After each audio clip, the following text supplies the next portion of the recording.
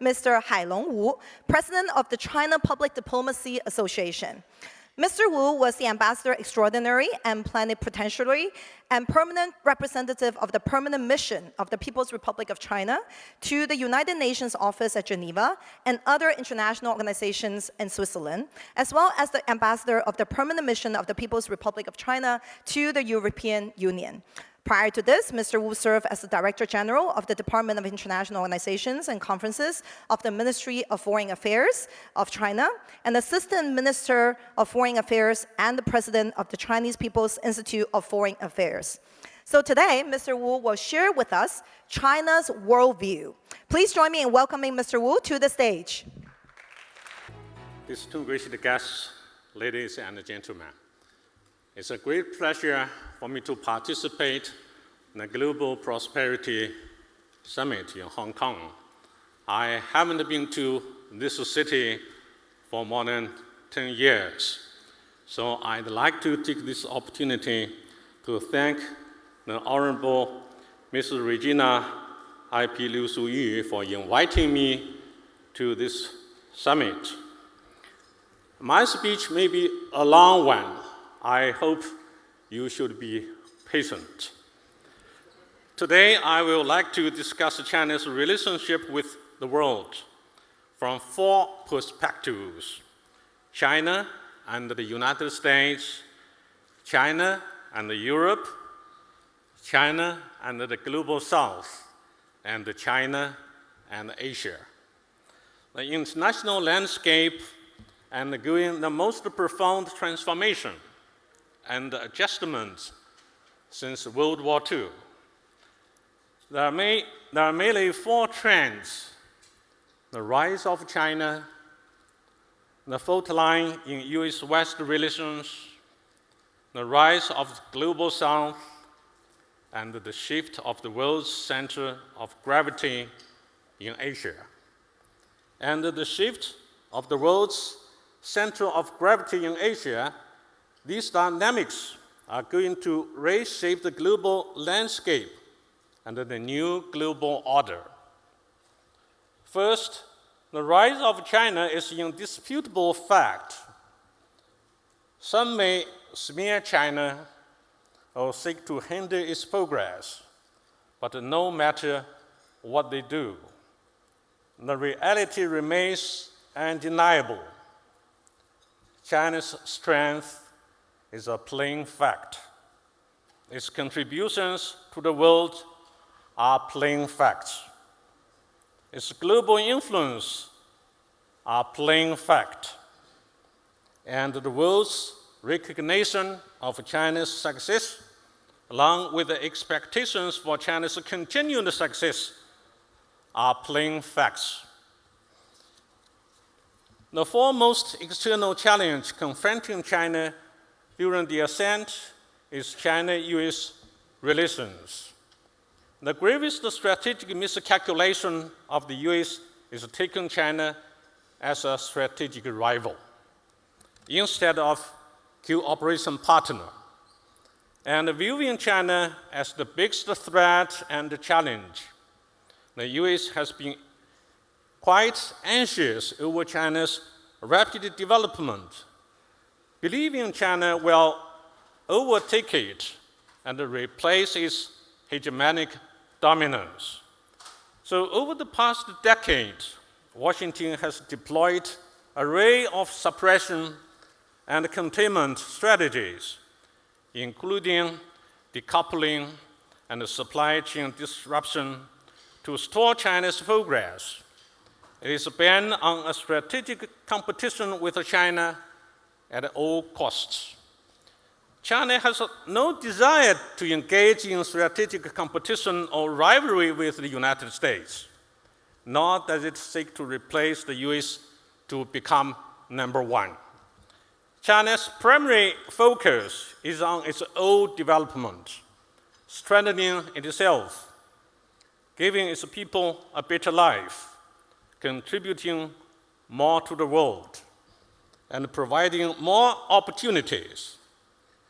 China may be getting ahead of the US in a growing number of domains, but it is not motivated by strategic competition.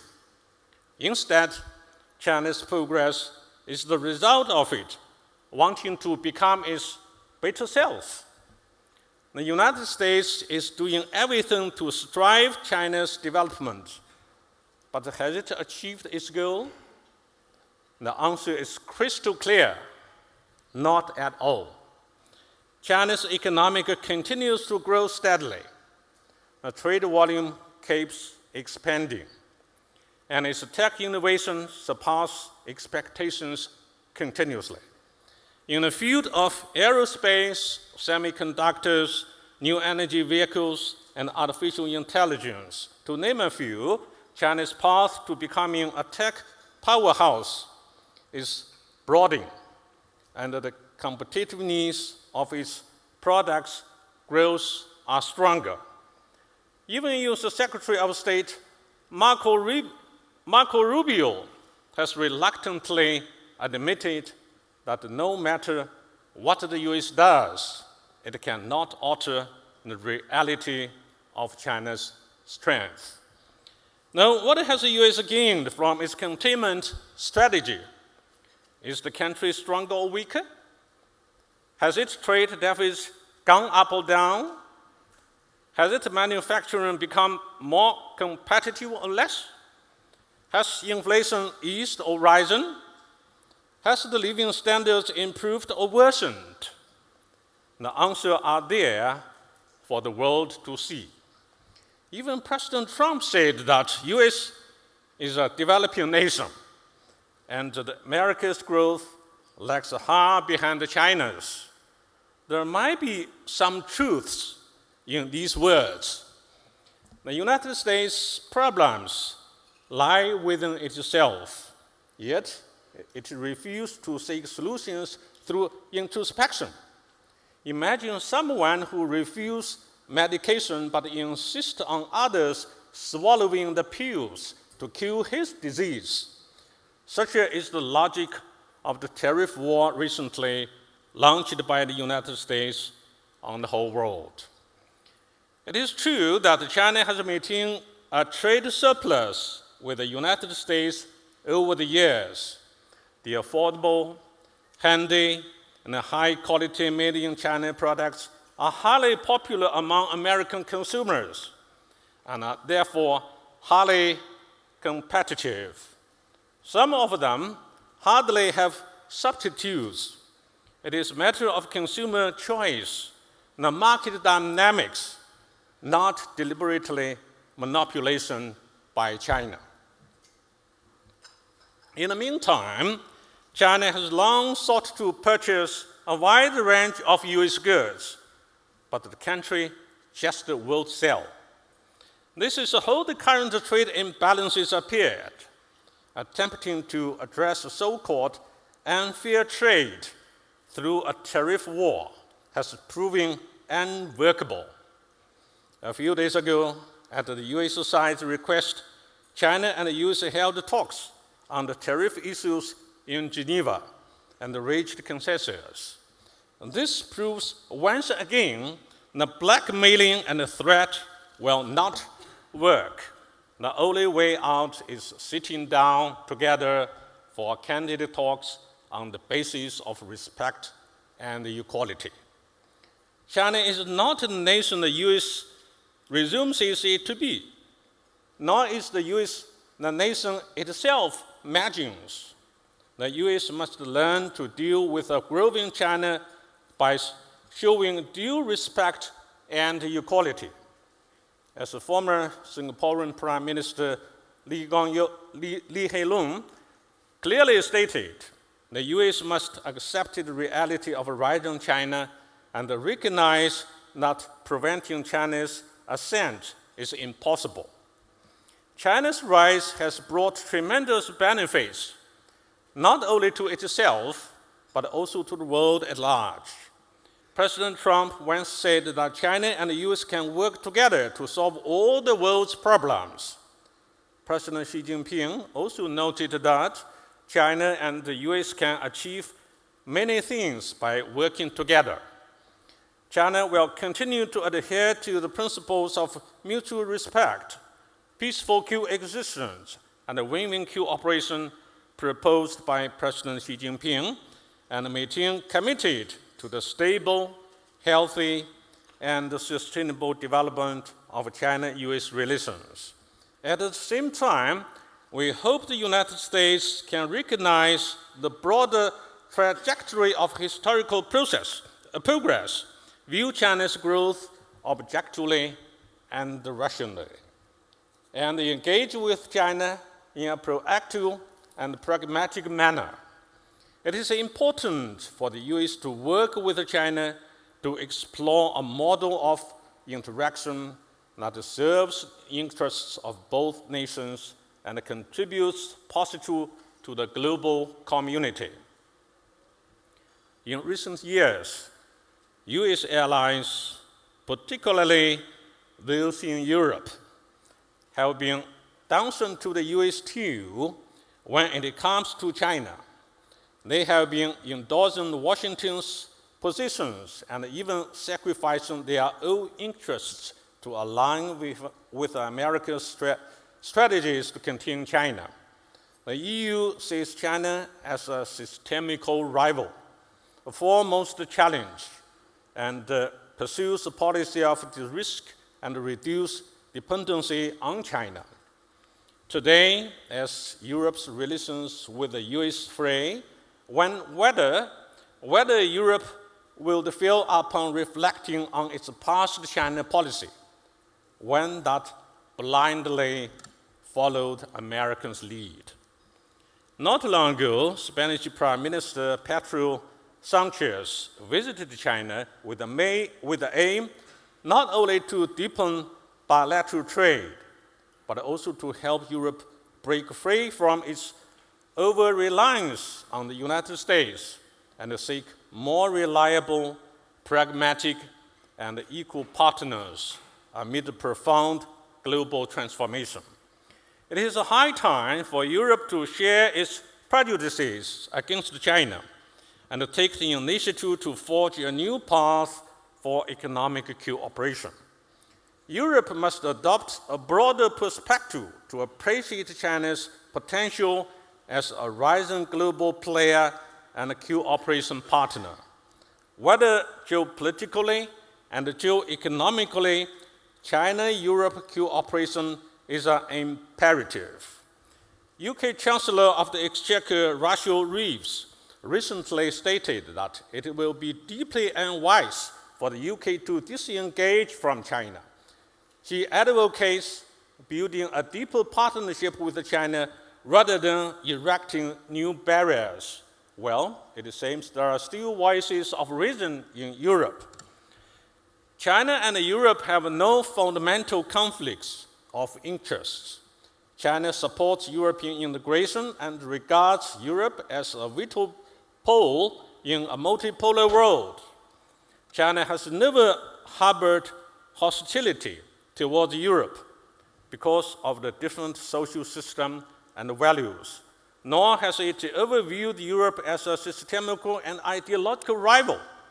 Instead, China has always considered Europe a long-term partner. European leaders and statesmen must reassess China-Europe relations through the lens of new historical transformation. They need dissent who Europe's partners are, who its rivals are, what challenges it faces, and what opportunities lies ahead. This year marks the 50th anniversary of the China-EU diplomatic relations. China retains its confidence in Europe and believes Europe can be a cooperation partner.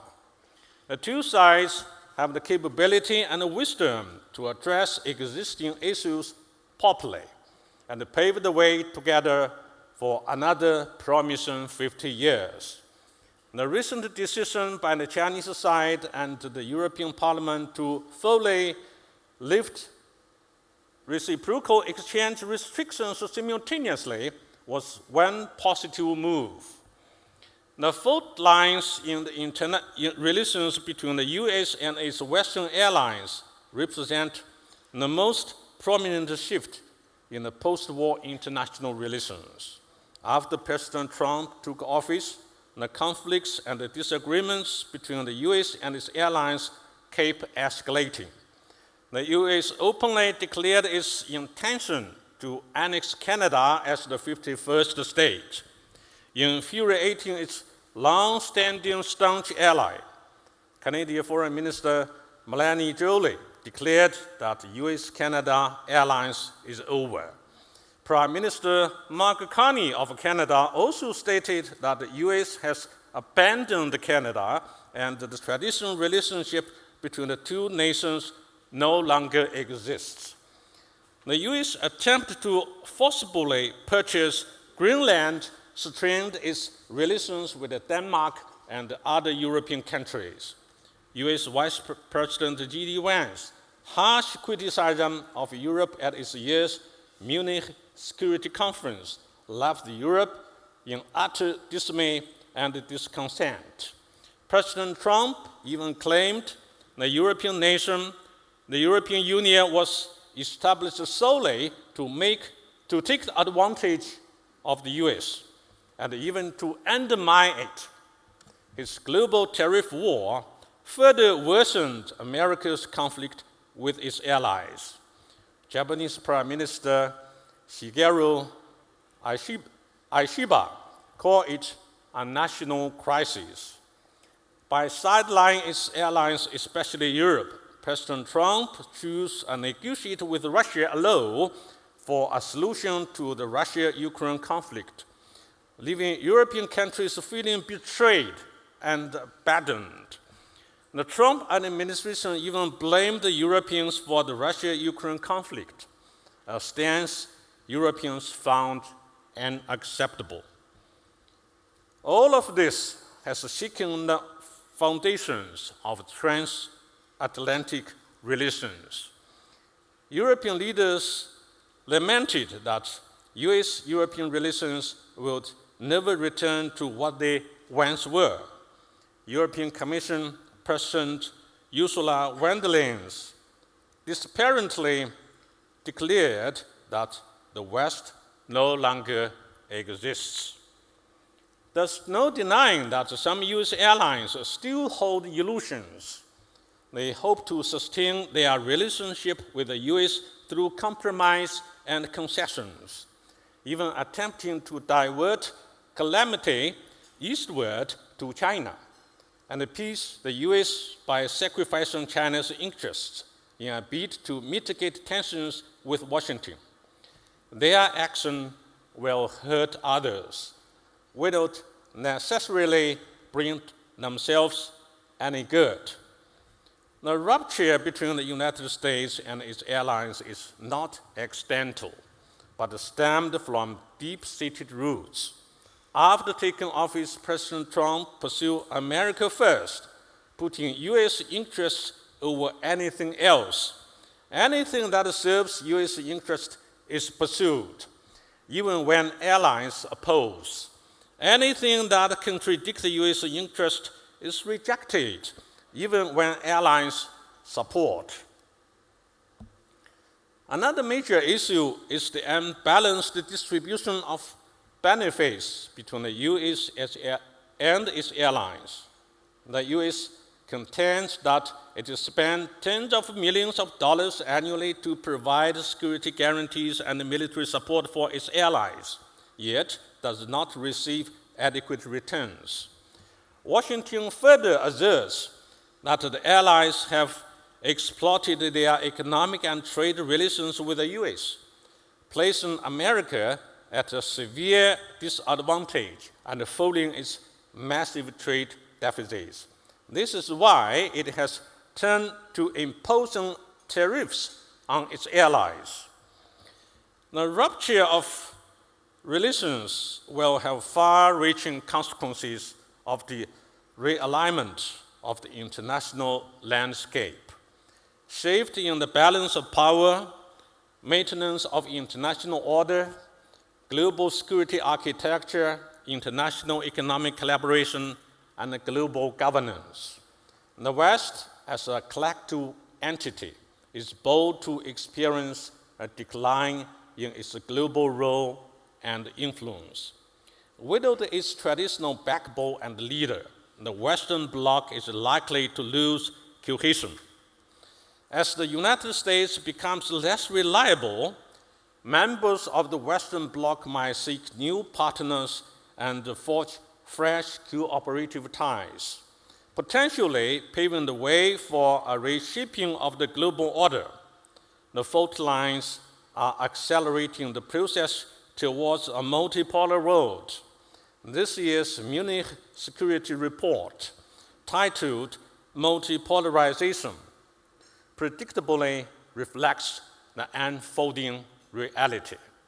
Today, I'm not here to make a lengthy comment on the falling out between the US and its Western allies, as the ongoing development need further observation. Amid the current global transformation, a new force is emerging, and that is Global South. The collective rise of the Global South stands the defining hallmark of our era. Today, the Global South accounts for over 40% of global economic output and contributes 80% of global growth. It is a pivotal force in safeguarding peace, driving development, and advancing global governance. It is reshaping the global political and economic landscape while causing a historical shift in the global balance of power. A trend is taking shape with the rise of the South and the decline of the North. Increasingly, Global South countries are gaining voice and influence in international affairs. China is a natural member of the Global South, united with fellow global countries through shared interests and missions. China has taken a series of concrete measures to firmly support the Global South in gaining strength and assuming responsibility. Some have attempted to drive a wedge between China and the Global South, solving divisions and forcing developing countries to choose sides. These attempts are clearly miscalculated. China's relations with the Global South will only grow closer, and the cooperation only stronger with each passing day. Global South are not directed against any party. They are not designed for bloc confrontation or geopolitical competition. The Global South aims to seek strength for unity, pursue shared development, safeguard common interests and rights. The Global South is by no means a political tool to be exploited by any party. It is bound to play a more active and constructive role on the international stage. In the next of sweeping global changes, Asia has maintained rapid growth and has become a both powerhouse for global growth and oasis of peace and stability. The world's center of gravity is shifting to Asia. While the Asia achieved faster and better development than other regions, the answer lies in its ability to maintain overall stability, free from large-scale wars and conflicts. The recent conflict between India and Pakistan quickly ended with a full ceasefire in place. Moreover, Asia has been able to capitalize on globalization's opportunities, strengthen regional cooperation, and foster emerging industries and enhance economic resilience. That said, Asia faces destabilizing factors too. In recent years, the United States has been pushing its so-called Indo-Pacific strategy in the region. By nature, this strategy is all about containing and isolating China, but it seems to go nowhere. However, some external countries have been sowing discord here, particularly on the South China Sea issues. They have repeatedly incited certain countries to provoke tensions, create confrontations, and even deploy intermediate-range missiles and the military arsenal to the region. Such moves have become the most destructive elements that undermine peace in the South China Sea.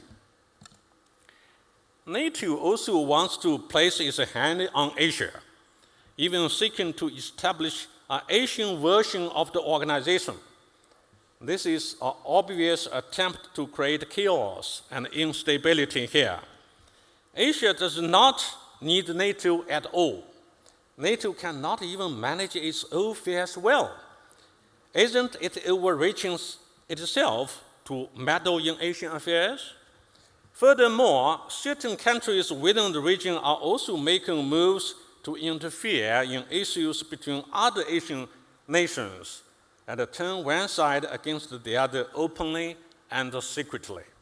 Asian countries must maintain vigilance against those seeking to destabilize Asia or stir up trouble within the region. It is crucial to prioritize peace and stability in Asia, uphold unity and cooperation, make the right choice, and stand on the right side. Asia has not only the achievements accumulated over the past decades, but also the ability to adapt to the changing times and seize new opportunities. The region's economic development has been greatly boosted by regional integration and trade liberalization agreements like CPTPP and RCEP. Asia is not only the place where China lives and thrives, but also the shared home for China and all Asian nations. China's neighborhood policy of amity, sincerity, mutual benefit, and inclusive needs proposed by President Xi Jinping has been guiding our friendship and cooperation with Asian countries and opening up new horizons. So far, China has signed Belt and Road cooperative agreements with more than 40 Asian countries and is the largest trading partner for 18. China has become an anchor of stability in Asia, an engine of economic growth, and a pillar of regional security. Of course, it's also natural for neighbors to sometimes disagree with each other or have disputes of interests. But as long as we uphold the vision of a shared home and remain committed to building a community with a shared future for mankind, approach issues through equal-footed consultation and mutual accommodation, no problem is unsolved. China will open up further neighboring countries, including through voluntary open-up measures, and share more development dividends with other Asian nations. Asia is not an arena for greater power rivalry, but rather a paradigm for international cooperation. We advocate open regionalism and hope to share Asia's development opportunities with the world on the basis of mutual respect and mutual benefit. We live in an area of both immense challenges and fresh opportunities. In this highly complex and uncertain world, China will always stand on the side of peace, on the side of the common interests of the majority of nations, and on the side of justice and conscience. China will endeavor to contribute its part to global peace and development. Thank you.